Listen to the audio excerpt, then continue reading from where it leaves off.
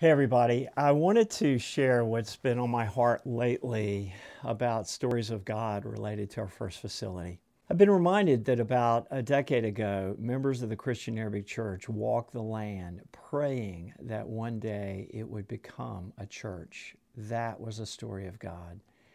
And then when the owners of the land decided they would sell and they had 24 suitors, they decided to negotiate with us. Again, that felt like a story of God.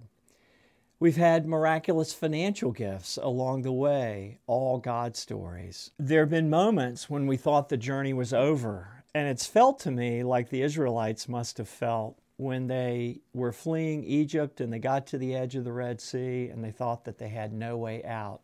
But then God provided a way where there was no way before.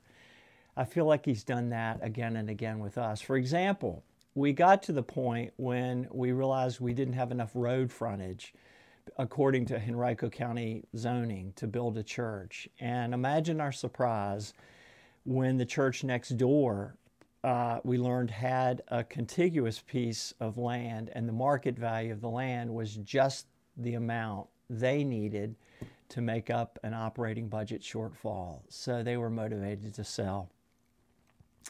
Lately, we've been wrestling with the gap between the project costs and the amount of money we've raised. And I admit that gap has felt enormous to me at times. It's felt like a lot. It's felt like at times I wonder if there's a way out. Well, last Friday morning, a friend and I were praying about a gap that was reduced significantly to $450,000.